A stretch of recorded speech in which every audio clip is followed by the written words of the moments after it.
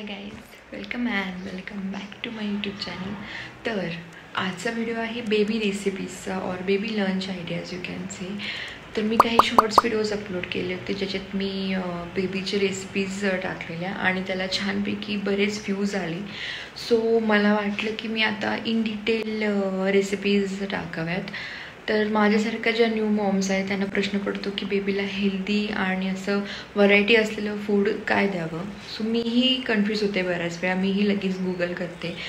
So just मी व्योमला ज्या काही गोष्टी देते त्या मी एक आयडिया म्हणून मी आजच्या ब्लॉगमध्ये टाकल्या आहेत किंवा मी जे क्विकली बनता येईल लाईक वर्किंग मॉम असूनही जे मी पटकन त्याला रेसिपीज बनवू शकते त्या मी आजच्या ब्लॉगमध्ये शेअर केल्या आहेत. So let's get started.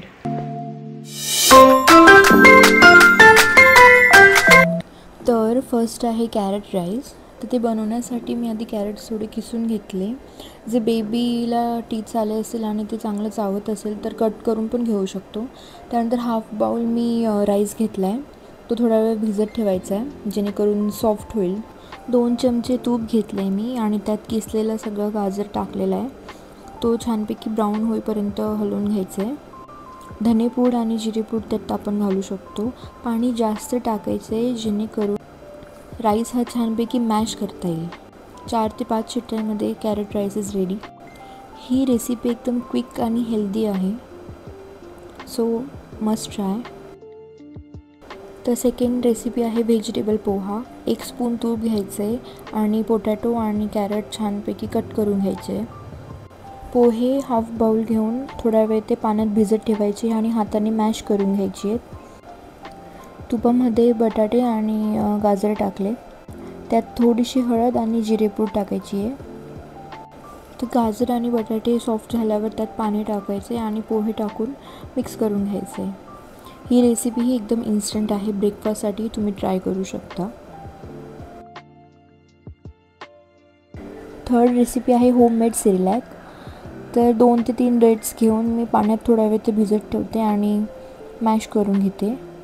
साखर बिलकुल यूज करत नाही आहे. 1 स्पून तूप घ्यायचे.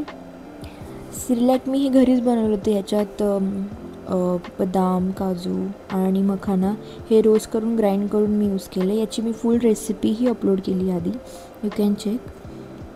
थोडा वेळ तुपात हे भाजून ब्राऊन होईपर्यंत मिक्स करायचं आहे आणि त्याच्यात आपलं डेट्सचं पाणी टाकायचं आहे.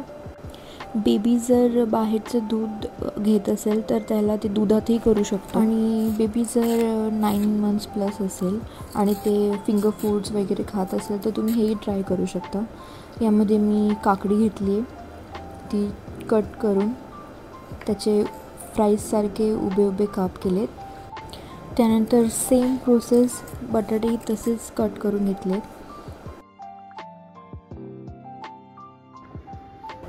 हे सगळे कट केलेले पीसेस आपण बॉईल करून घेणार आहेत. त्याच्यात हळद टाकून, जिरेपूड टाकून आणि थोडंसं सॉल्ट टाकायचं आहे. मी 4 ते 5 शिट्ट्या घेतलेल्या आणि थंड झालं की सर्व करायचं आहे.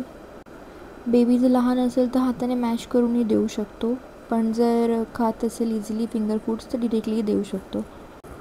योमीला काकडी काही फार जास्त आवडली नाही, बट पोटॅटो त्याला फार आवडले. त्याने पूर्ण फिनिशही केलं. तर हा होता part 1 of the blog. Please try करा and do let me know. मी लवकरच दुसऱ्या रेसिपी शेअर करेल. तोपर्यंत good bye. Thank you for watching.